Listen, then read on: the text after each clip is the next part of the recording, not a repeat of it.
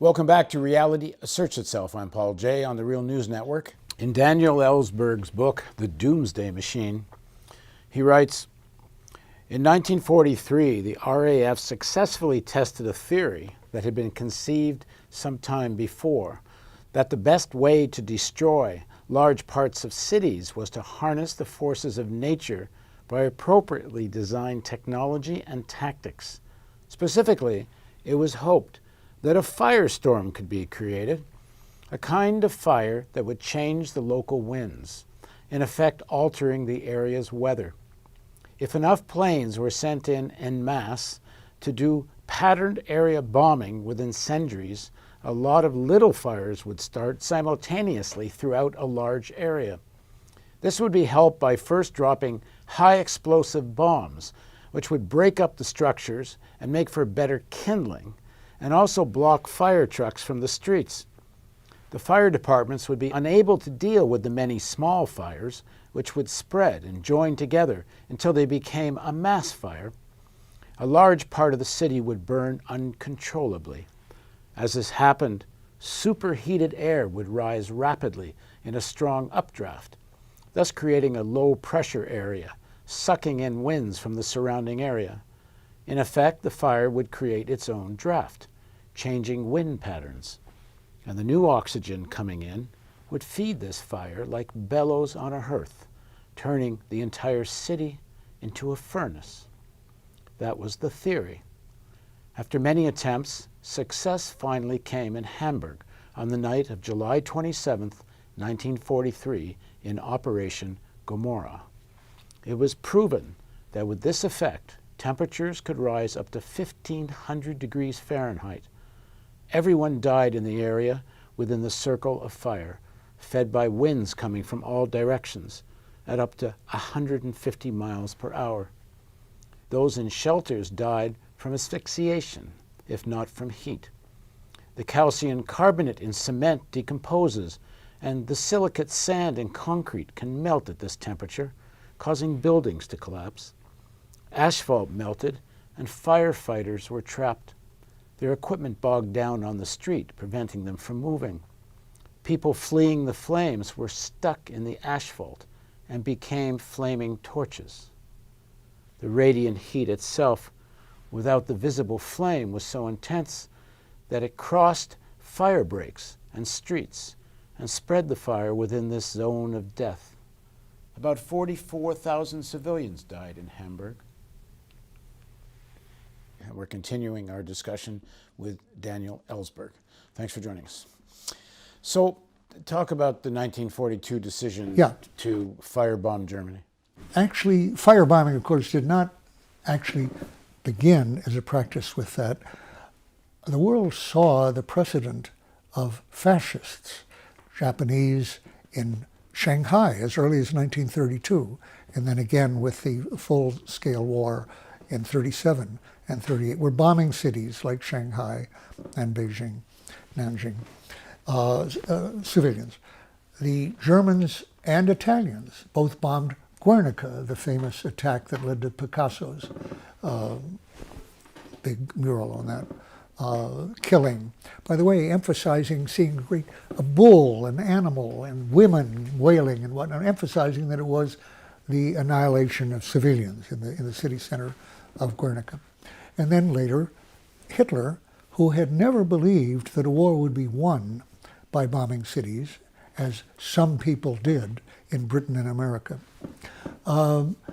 did in fact, having found that his possible invasion of Britain was foundering, turned to terror bombing in the Blitz in London in 1940. So you had this clear precedent of, and I remember when I was 9 years old, seeing Edward R. Murrow and others reporting in newsreels from the bombing and seeing the buildings blazing. And, you know, it defined Nazism, in effect. You know, the killing of women and children, civilians in general, strafing people who were fleeing in Poland or France on the roads. And that was Nazism as far as I was concerned. And indeed so. It was a murderous, ruthless, no limitation on means philosophy, which some people in Britain and America, some in the Air Forces, had always thought that is the way, after all, to win a war quickly. That was not the majority view in either the Air Force in Britain or America. But there were some who believed that early on, Billy Mitchell, for one, in our country, and a number of British. They found in 1941 that their bombing of Germany, of factories, attempting to do it, was in trying to do it the way we were doing, in daylight raids with some precision, aiming at particular factories, cost too many of their bombers to air defenses and to fighters. So they turned to night bombing, which was, especially in the early days of radar, was so inaccurate that they had trouble finding a city at night, let alone a factory. There was no question now of bombing just a base or a port or a factory. They had to aim at a city. And they specifically, in February of 1942, turned consciously to a policy of aiming at the built-up portions of workers' housing, not just because they were workers, but because compared to the owners' housing, they were closer together. And the fire, if you used incendiaries, would spread, and there would be more effect. So the British turned to a conscious policy now, which they denied to the end of the war, to their own parliament and to their public. They claimed that they were aiming at military targets, but in fact, they were aiming at the centers of cities, not, by the way, at military targets, which tended to be on the suburbs or a port. They were, as was true in Hiroshima, by the way.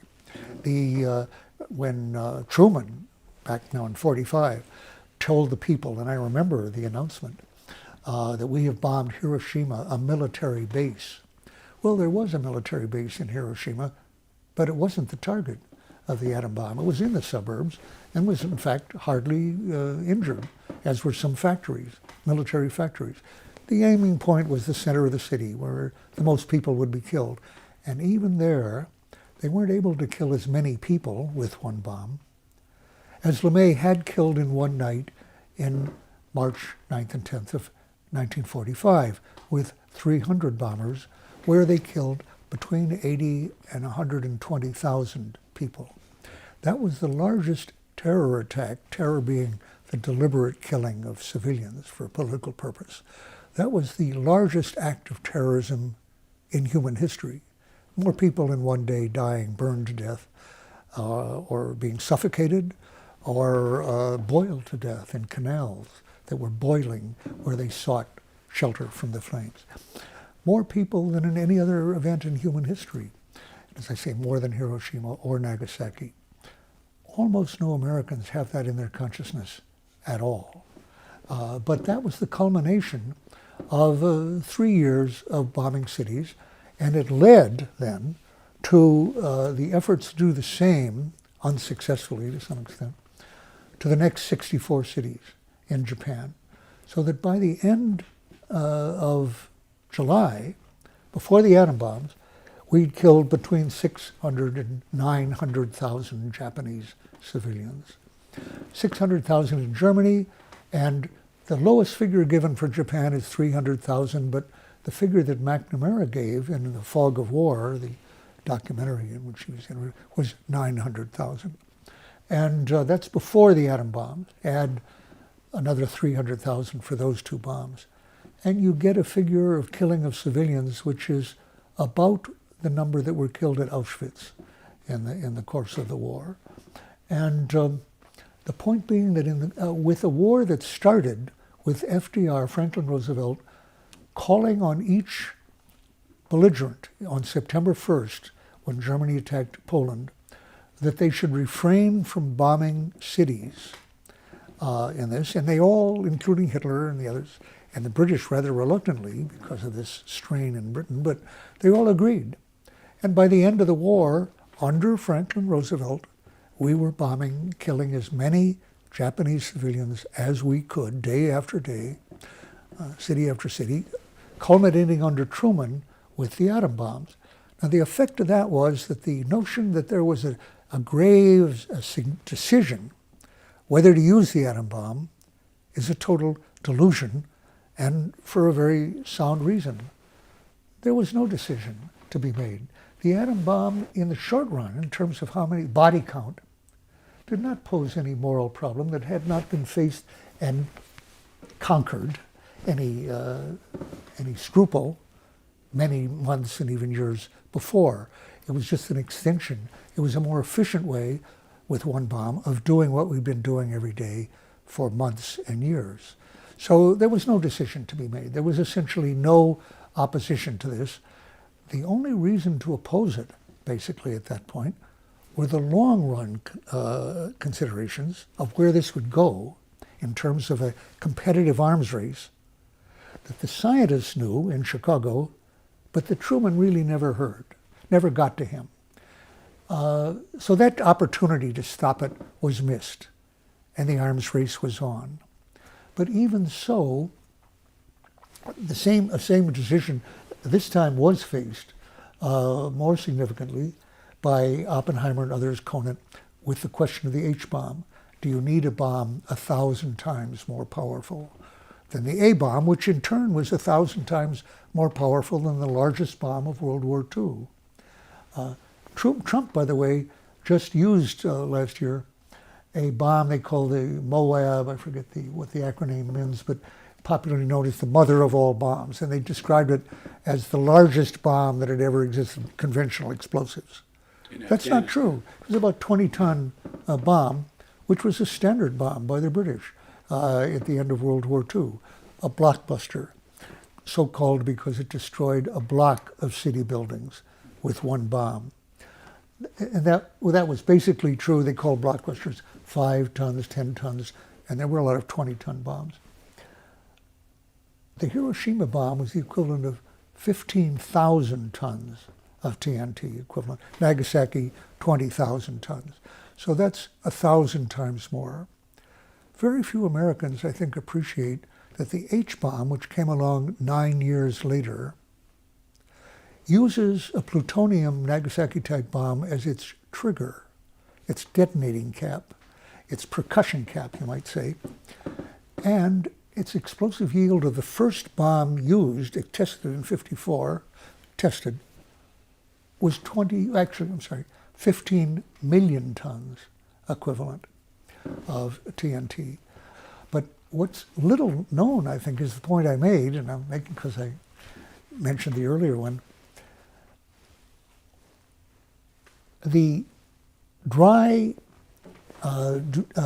explosive fuel for the fusion reaction triggered by the fission bomb, the Nagasaki-type bomb, was a mixture of lithium-6 and lithium-7. It was lithium deuteride, and most of it was lithium-6. These are isotopes of lithium. And their belief was that the lithium-6, which occurs most naturally in natural lithium, was inert, would not be part of the explosion, only the lithium-7. Wrong. Under the conditions of a fission explosion, which were, they'd never had an experiment like this before, fast neutrons occurred from the fission explosion, which had the effect of releasing neutrons from the lithium-6 and tripling the explosive yield. In other words, exactly what Fermi had feared years earlier in 45, 9 years earlier.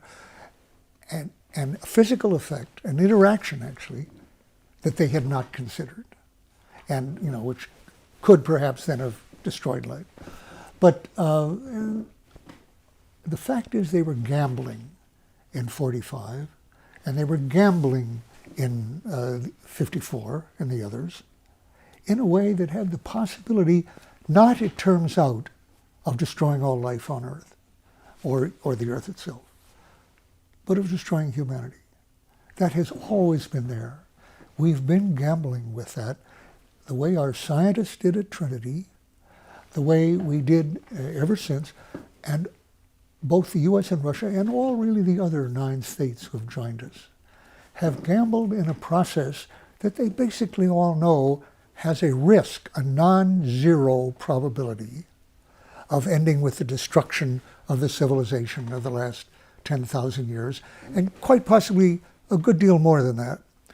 We haven't yet talked about nuclear winter, but the nuclear winter, which was not discovered till '83, an effect that no one had foreseen or measured was, we'll have to talk about that nuclear winter, the smoke that would be lofted into the stratosphere and blot out most, or absorb most of the sunlight and starve everyone as soon as global supplies of food were supplied, which would be a matter of months.